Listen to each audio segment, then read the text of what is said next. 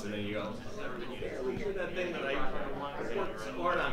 But again, at the same time, I think like, especially after doing this for all this time, you know, I'm part of a storytelling team. Oh, hey, how's it going? Yeah, good, thanks. How are you? Good. Love your shirt. Thank you. Appreciate that. We'll just start off really quickly. San Diego Comic-Con 2022. How's it been for you so far? Oh, it's been amazing. Yeah, went to the Thor Love and Thunder party last night and saw some goats, so that was fun. Yeah. Of course you're going to see some goats. Favorite, is this your first Comic-Con? Yeah. Is it? Well, It is, welcome yeah. to the craziness, the jungle, your press room, so very exciting times.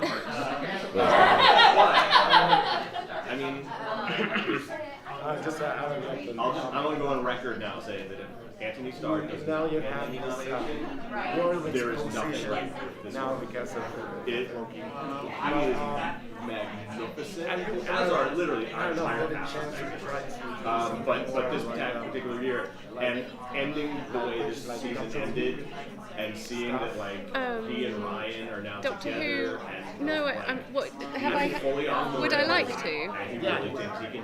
Yeah, I think so. I guess I really love to just have a varied pathway and try some, you know, as many things, as many different styles, and keep the challenge going and not get stuck in a, you know, like a kind of, what's the word, like a pigeonhole, yeah. That's the word I was thinking for. Yeah. So hopefully that's what we all dream about, right? Having a varied career. Yeah. Yeah. I wanted to ask, going into something like Batgirl, it was weird because that happened kind of smart pigeonholed too. you. Well, one of the things that was funny about The Boys is about halfway through season 1. We don't know. I'm still working on it, and we're evolving the score at the moment. So it's a journey. But I've not felt like tied into following a sound so far. Like I definitely want to do something different with it. So it's quite cool. Yeah. So Obi-Wan, there is a lot going on with the series because you're channeling the essence of original Skywalker saga, you're telling a new story, and then we're seeing a new Obi-Wan. As fans watching it, that's already like a wow. But how do you approach a project? Because not only you have to cater to one of the most vocal fan bases of all time, but you're actually handling one of the most popular characters within that. And then you're evolving him in this new person that we've never seen. And the score also tells his own story through this journey. How did you kind of approach something so technical as this? Well, Deborah Chow, the director, was very clear that she wanted to kind of show the inner life of Obi, and she wanted the show to feel emotional and like to go deep, a bit deeper into the emotion of the score, like what we were telling, and the development of the Leia and Obi friendship, like when they hold hands and you feel like they're bonding, and there's something really sweet about it, and obviously you feel his trauma, and you know, and Vader, you're seeing this kind of side of Vader that we haven't seen him be that violent.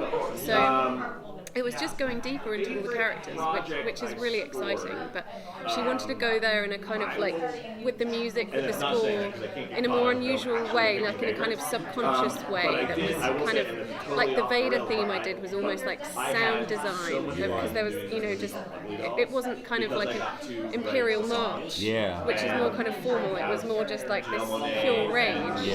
So yeah, that was very much led by Deborah Chow, I would say. Yeah, she knew the story that she wanted to tell. That was like a joy beyond The panelist said something about being the moon or songwriter musician.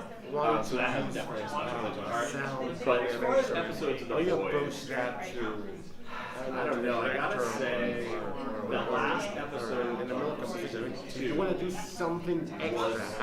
How you propose it to?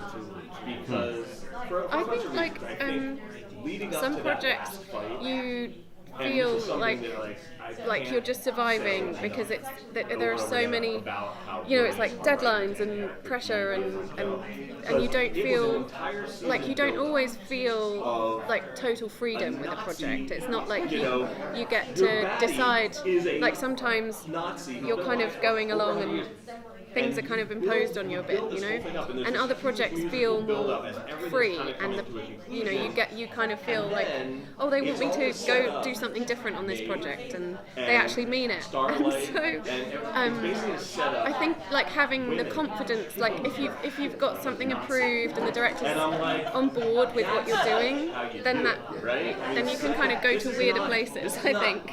But you have to kind of work your way there and gain their trust, I think. Yeah. So it's like building a relationship. Yeah. So with that, that's a great question. I was kind of going down that route as well too. Building trust and relationship.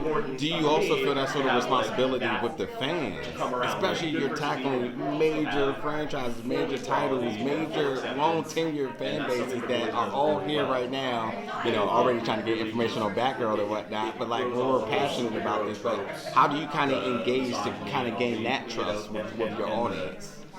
So I think, like Marvel, the Loki project was probably easier because he didn't have a theme, and Marvel's not quite so. Oh, thank you. Yeah.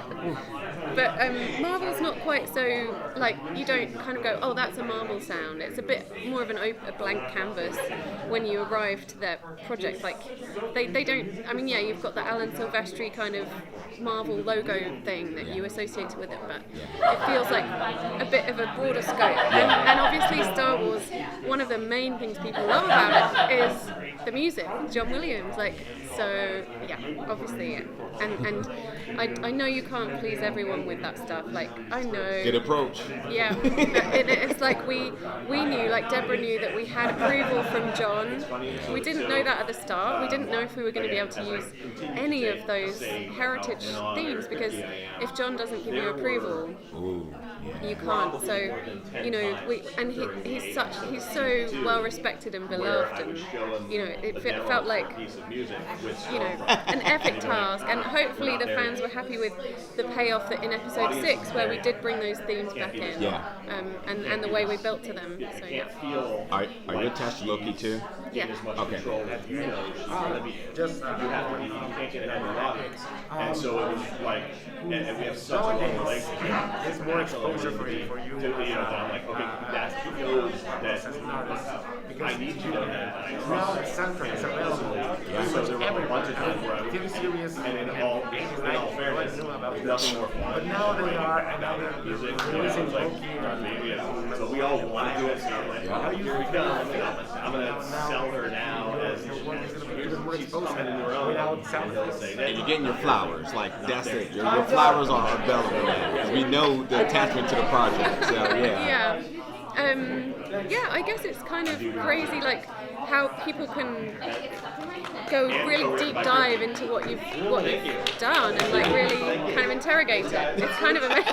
So it's great. It's like amazing that it's available. But obviously it feels like a weight of responsibility to do a really good job as well. Well, they haven't made you get up yet, so I'll just slide another question in. With Loki, you're going through different timelines and stuff like that. Is that like a sort of tweak that you do on each bit of episodes in the scoring? Do you kind of say like, well, we're here now, so I need to do this for that, and how do you go about that? Yeah, I think there's overarching themes, but then for each episode, it's like you approach each one kind of individually as well, but with the overarching themes, yeah. Story and the music. Thank you.